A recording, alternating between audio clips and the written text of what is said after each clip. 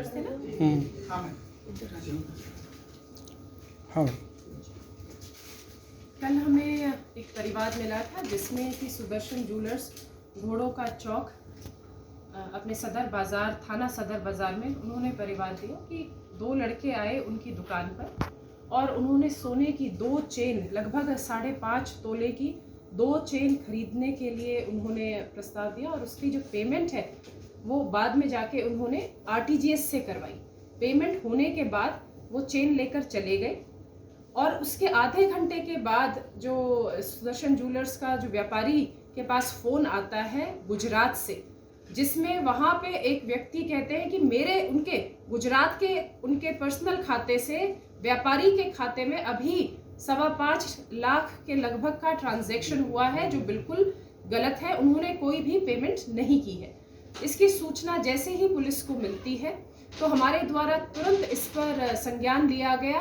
तुरंत हमने इस पर त्वरित कार्रवाई करते हुए पूरे शहर में नाकाबंदी कराई। उनका जो भेस था उसको सबको बता के पूरे शहर में ट्रैफिक के माध्यम से हमने नाकाबंदी की।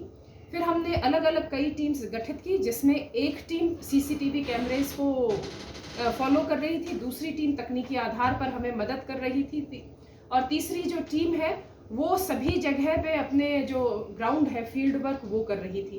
पूरी टीम की मेहनत से सफलता से हमने देर रात उन जो इसमें आरोपी थे जो लड़के, उनको दस्तयाब किया 2 को। जो कहानी है इसके पीछे वो ये रही कि एक नागौर में एक व्यक्ति है जो आरोपी है, इंद्र सिंह, नागौर कोतवाली का रहने वाला है। उसी का ही बचपन का दोस्त पवन उपाध्याय, जो कि फिलहाल गुजरात वापी में रहता है। इन दोनों के द्वारा जुलाई में केदारनाथ की ट्रिप के दौरान इन्होंने एक प्लानिंग साजिश रची, जिसमें पवन उपाध्याय ने कहा कि मैं अपने जो मालिक के स्टैंप होती है, इनके मालिक जो है वो एक केबी पैकेजिंग के नाम से एक कंपनी चलाते हैं।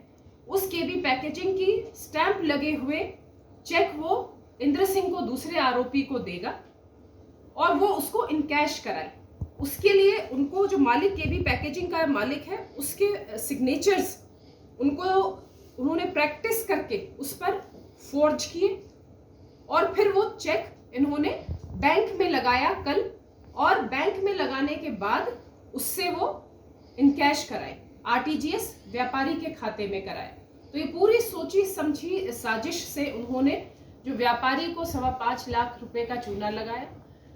2 जो चैन थी उनमें से एक चैन जो तीसरा है आरोपी बबलू गुजर, जो इंद्र सिंह जब इधर वापी से परसों रात को ट्रेन में बैठ के कल सुबह वापी से वो जो ब्लैंक चेक है वो लेकर आया, जिस पर पवन ने फॉर्ज सिग्नेचर्स किए थे, वो लेकर आया। और कल इन्होंने जो इंद्र सिंह और बबलू गुजर ने बैठ के पूरी कि कैसे हमें प्लानिंग करनी है, कैसे हमने चेन खरीदनी है और RTGS कराना है, पूरा इन्होंने प्लान बनाया। और फिर उसके बाद ये चेन ले जाने के बाद बबलू गुजर ने मन्नापुरम गोल्ड लोन में वो एक जो चैन जमा करा के और 1 लाख रुपए वहां से कैश प्राप्त किए। हमने अब तक की कार्रवाई में मुकदमा दर्ज करके दोनों बबलू गुजर और इंद्र सिंह को गिरफ्तार कर लिया है। एक चैन उनसे हमने बरामद कर ली है और जो 1 लाख रुपए इन्होंने इनकैश कराए थे लोन से, मन्नापुरम गोल्ड लोन से, उसमें से हमने 94,000 रुपए हमने बरामद कर लिए हैं। 6,000 रुपए उनके द्वारा खर्च करना बताया है।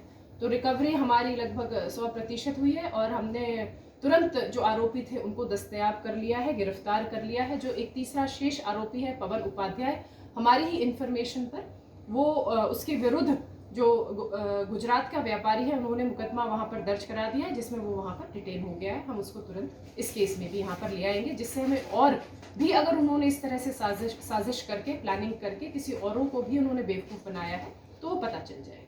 मैडम ये पहली वारदात थी इनकी है और ये अभी मेन तो पवन उपाध्याय के आने से जो वापी में है उससे पता चलेगा, लेकिन ये बिल्कुल ही अलग, इसका जो मॉडस ऑपरेंडी है इस गैंग का बिल्कुल ही अलग है। आप चेक लेकर आते हैं, ब्लैंक चेक, और उस पर आप स्टैंप लगाते हैं केबी पैकेजिंग की। और इसमें एक जो छोटा सा मोड़ है वो ये भी है कि जब ये बैंक में गए उसको आरटीजीएस उस चेक को पेश करने के लिए, उन्होंने कहा आरटीजीएस के लिए आपको एक अलग से फॉर्म भरना पड़ेगा। तो उन्होंने वो फॉर्म भरा तो बोलते नहीं इस पर स्टैंप चाहिएगी ना केबी पैकेजिंग की। तो इनकी चालाकी देखिए, तुरंत दुकान पर जाके उन्होंने उसकी फेक स्टैंप जो कि वो मोहर बनवाई केबी पैकेजिंग की कल ही, उसको आरटीजीएस वाले फॉर्म पर लगाया, गलत अपने फर्जी हस्ताक्षर किए, वो जमा कराए और तब वो ट्रांजैक्शन आरटीजीएस के थ्रू व्यापारी के खाते में गया। लोग कैसे बच सकते हैं इस ठगी से? देखिएगा, अब जैसे इसमें ये व्यापारी गुजरात जो व्यापारी, उनके पास जैसे ही बैंक की तरफ से एक मैसेज जाता है कि आपके ये हमने आरटीजीएस के लिए अप्रूव कर दिया और ये ट्रांजैक्शन हुई है, तो तुरंत उन्होंने इन्फॉर्म किया। तो सबसे ज़्यादा तो इसमें हम जो अवेयरनेस है कि इस तरह से अगर ठगी हो सकती है और अगर हो जाती है तो तुरंत हमें इसमें इत्तला करनी होती है, तो वो सबसे ज़्यादा इम्पोर्टेंट है। उससे हमारे जो ट्रांजैक्शंस है वो भी रुक जाते हैं।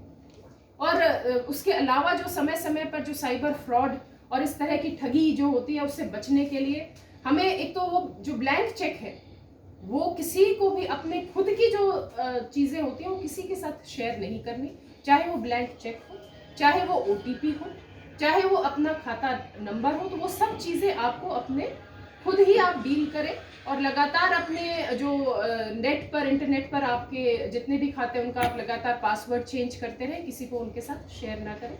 इन सब चीज़ों की अपनी अवेयरनेस से, जागरूकता से और सावधानी से हम इन तरह के फ्रॉड से बच सकते हैं। इवन बाहर के हैं, जोधपुर में आके ऐसी फ्रॉड किया? नहीं, नागौर का है ये, जो अपने ये पवन और इंद्र सिंह है जो इसके मुख्य सूत्रधार हैं, वो नागौर के रहने वाले हैं और इन्होंने आके यहाँ पर जो ये किया है, ये जोधपुर में रहने वाला था। कि ये जोधपुर में आया था क्या कभी? खूब आ चुका है ना? है। कितने साल से जो पवन उपाध्याय है ये वापी में काम कर रहा है। ये वापी में है कब से? 5-6 साल से वापी में, ये 5-6 साल से था। तो अभी जुलाई में इन्होंने केदारनाथ की ट्रिप बनाई। उस केदारनाथ की ट्रिप के दौरान इन्होंने पूरी प्लानिंग की। फिर उसके बाद ये तो वापस आ गया अपने इधर और वो जो पवन उपाध्याय है वापस वापी चला गया। फिर उसके बाद अभी कुछ दिनों पहले ये वापी बुलाया पवन उपाध्याय ने इंद्र सिंह को कि मेरे पास चेक आ गए हैं और ये तुम आके ले जाओ, और उसको वो चेक दिया। परसों रात को वो ट्रेन में बैठ के कल सुबह ही जोधपुर उतरा और कल ही उसने अपने जो दूसरा दोस्त है बबलू गुजर, उसके साथ इस वारदात को अंजाम दिया। मास्टरमाइंड कौन? इसमें मास्टरमाइंड पवन उपाध्याय और इंद्र सिंह दोनों। इसमें से इतनी बड़ी रचना रची और इसका जो